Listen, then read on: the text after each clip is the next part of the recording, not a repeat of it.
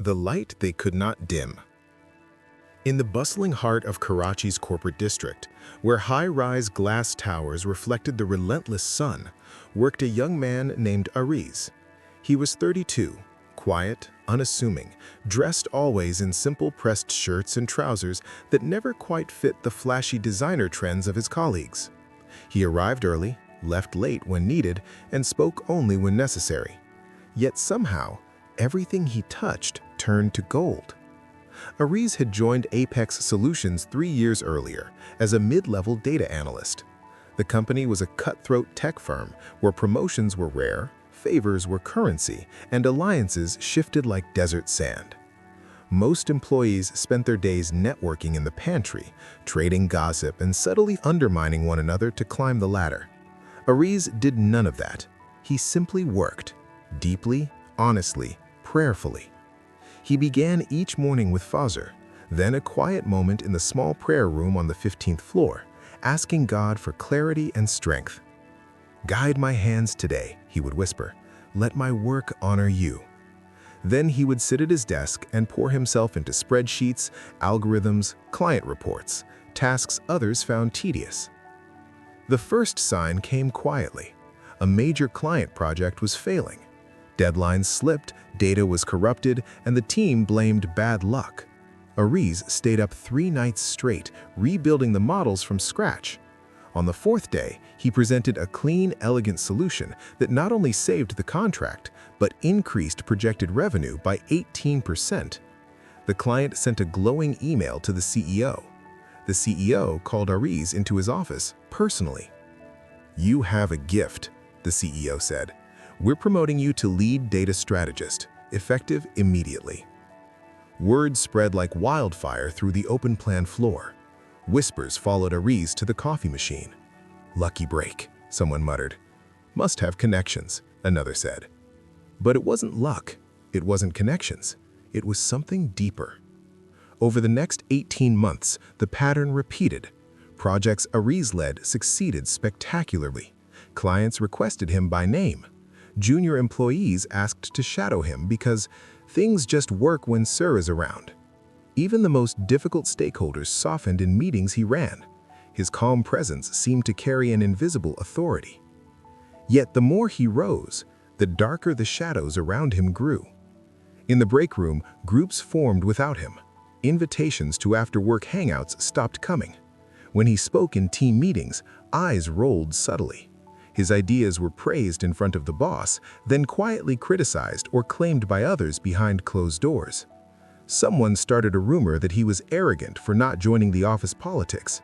Another leaked a half-finished report of his to make him look disorganized, only for Aariz to fix it overnight and turn it into a company-wide best practice.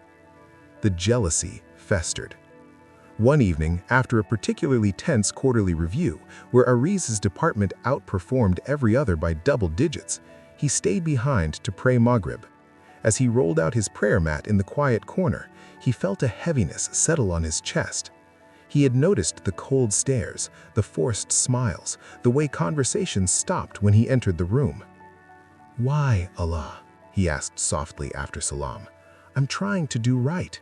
Why does it feel like I'm being punished for succeeding?" That night, he dreamed. In the dream, he stood in a vast desert under a star-filled sky. A voice, gentle yet thunderous, spoke from everywhere and nowhere. "Aariz, my chosen one." He fell to his knees. "Your colleagues are extremely jealous of you, not because of what you have done, but because of what I have placed within you. The light I gave you shines too brightly for their shadows. They see my favor upon you and mistake it for their lack. But hear me clearly. Their envy is not your burden. It is their mirror." Aariz looked up. "They hate me, Ya Rab. They plot against me." "They do not hate you. They hate the reminder that I choose whom I will. I have set you apart, not for pride, but for purpose. The success you see is not the end, it is the beginning of a greater assignment. Their envy will try to dim your flame, but I am the one who kindled it. No wind born of man can extinguish what I protect. The dream shifted. He saw flashes, colleagues whispering in corners, one trying to sabotage a presentation, another spreading doubt about his methods. Yet in each scene, an unseen hand turned the harm away. Reports corrected themselves, emails arrived at the perfect moment. A mistake made by someone else was discovered before it harmed him. "See?" the voice said. "I fight for those who belong to me. Walk forward with peace. Do not repay evil with evil. Bless those who curse you. Your promotion is not in their hands, it is in mine. And I am moving you higher still, not for your glory, but for mine." Aariz woke with tears on his face and a strange calm in his heart. The next day, he walked into the office as always, early, quiet, focused. The whispers continued, the glares sharper than before. But something had changed in him. He no longer carried the weight of their opinions. He carried only the weight of obedience. Months passed. A massive international contract came up, the biggest in the company's history. The leadership team debated for weeks who should lead it. Names were proposed, rejected, argued over. Finally, the CEO stood up in the boardroom. "Aariz," he said simply. No debate followed. No one dared object openly. As Aariz prepared his team, he noticed the jealousy had reached its peak. Anonymous complaints were filed about favoritism. A senior colleague confronted him in the hallway one afternoon. "You think you're special, huh? God's pet or something? Everyone sees through your act." Aariz looked at him steadily. "I don't think I'm special. I think God is. And whatever good comes from my hands belongs to Him. If that bothers you, talk to Him about it." The man stormed off, angrier than before. But the project launched flawlessly. The client signed for 3 times the expected value. The company's stock rose, bonuses flowed, and Aariz was called to Dubai for a global leadership conference as the company's rising star. On the flight home, he stared out at the clouds and smiled. He remembered the dream. He remembered the voice. "Your colleagues are extremely jealous of you," God had said. And now Aariz understood. Their jealousy was never about him. It was about the undeniable evidence of divine favor that no amount of scheming could erase. He was chosen, not to be celebrated by men, but to carry a light they could not dim. And as long as he walked humbly with his Lord, no envy on earth could touch what heaven had ordained. Aariz Khan was born in a modest neighborhood of Karachi's old Lyari area, the only son of a schoolteacher father and a seamstress mother. From childhood, he was different, not in a loud, attention-seeking way, but in a quiet, steady way that made people pause. While other boys played cricket in the narrow lanes or chased kites on rooftops, Aariz preferred sitting under the neem tree behind the local mosque, reading whatever books he could borrow. He learned the Quran by heart before he turned 12, not because his parents forced him, but because the words felt like cool water on a parched heart. Life was never easy. His father died of a sudden heart attack when Aariz was 21, leaving the family buried under medical bills and the weight of rent. Aariz dropped out of university after only 2 years of computer science studies and took whatever jobs he could find. Data entry clerk at a shipping firm, night shift call center operator, freelance Excel work for small businesses. Through it all, he never missed a single prayer. Every dawn, before the city awoke, he would stand on the worn-out rug in their tiny 2-room flat, raising his hands. "Guide me, Ya Rab. Make me a vessel, not a burden."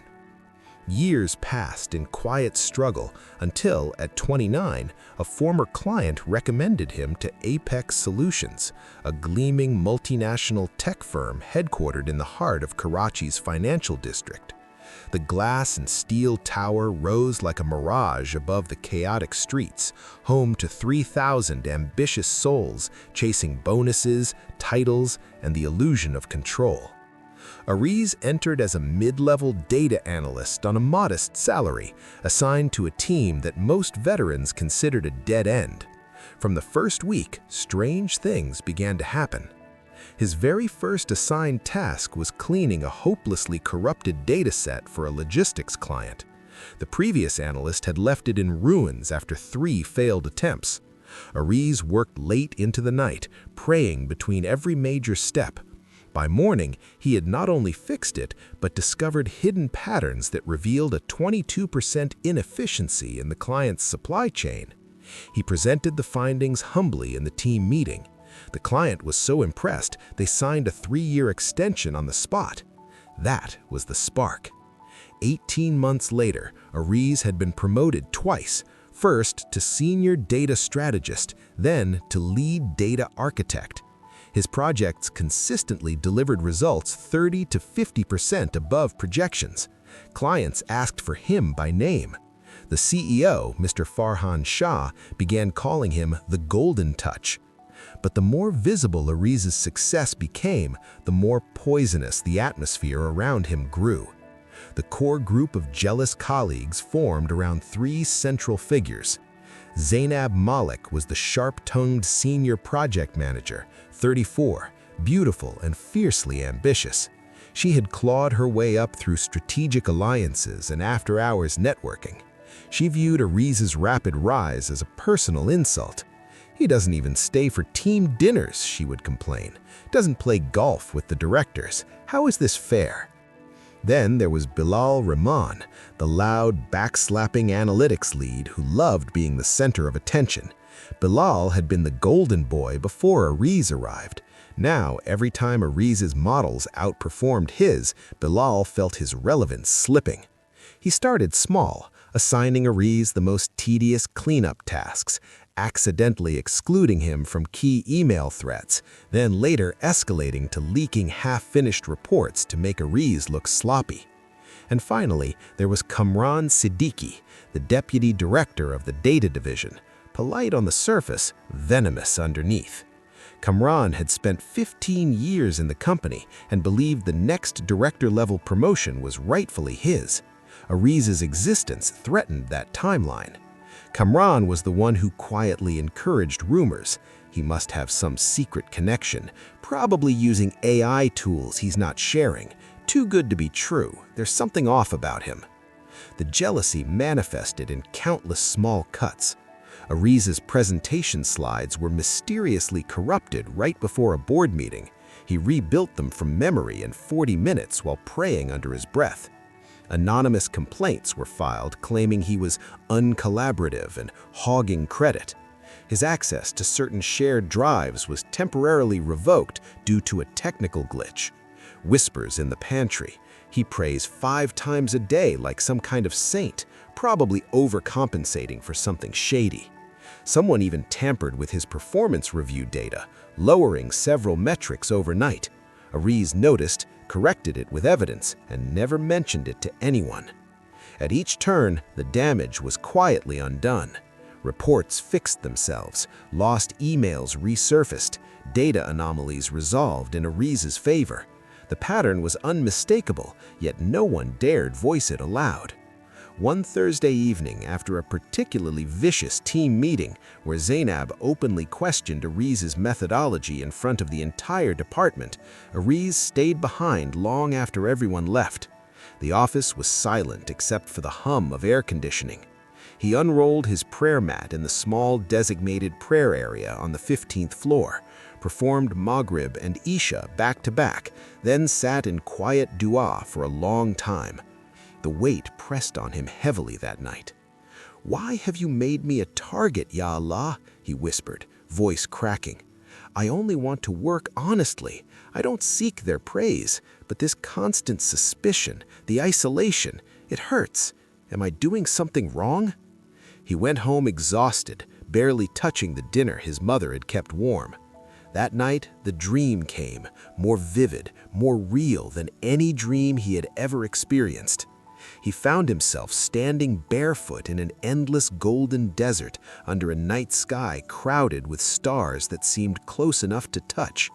A cool wind moved across the sand, carrying the faint scent of musk and rain. Then the voice came, everywhere, inside his chest, gentle yet carrying the weight of mountains. "Aariz, my chosen one." Aariz dropped to his knees, forehead touching the sand. "You have asked me why your colleagues are extremely jealous of you. Listen carefully, my servant. They are jealous not of your intelligence, your skills, or your efforts. They are jealous of the light I have placed within you. That light is not yours, it is mine.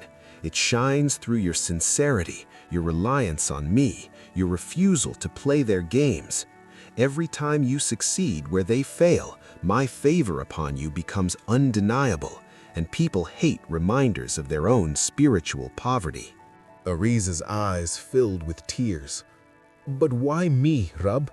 I am weak. I get tired. Sometimes I want to quit." "Because you asked," the voice replied, filled with infinite tenderness. "You asked me to use you. You offered your hands, your mind, your time without conditions. Most people ask for ease, status, comfort. You asked to be a tool in my hand. So I chose you, not because you are better than them, but because you were willing to be emptied of yourself. Their jealousy is not your test alone, it is theirs. Each glare, each whisper, each plot is a mirror showing them what they lack. Some will repent, many will not, but none of their schemes can touch what I have protected." The desert scene shifted. Aariz saw visions. Zainab crying alone in her luxury apartment at 2 a.m., scrolling through her phone, feeling empty despite her status. Bilal drunk at a bar, boasting to strangers while inwardly terrified his career had peaked. Kamran praying in his mansion's private room, not out of love, but out of fear of losing what he had accumulated. Then another vision, Aariz himself, older, standing before thousands, speaking not about data models, but about integrity, faith, and purpose. Behind him, the same light from the dream radiated outward, touching hearts. "Remember," the voice continued, "their jealousy cannot diminish my plan for you. I am preparing you for something far greater than this company. This place is only a training ground. Stay humble, do not gloat, do not retaliate. When they curse you, bless them in your prayers. Your promotion is not in their hands, it is mine, and I am moving you higher still. Trust me in the dark moments. I see every tear you hide. I count every prayer you whisper when no one is watching."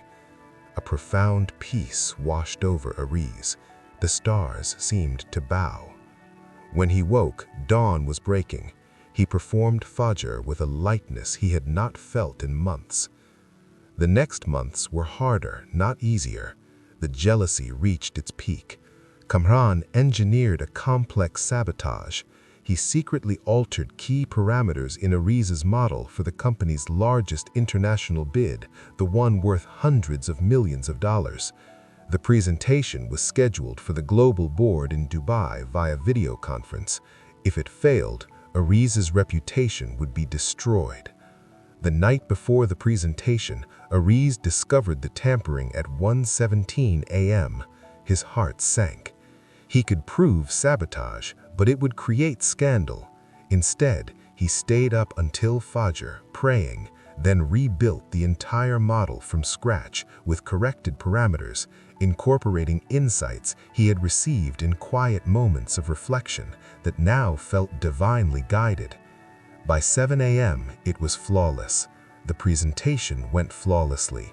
The contract was signed for triple the projected value.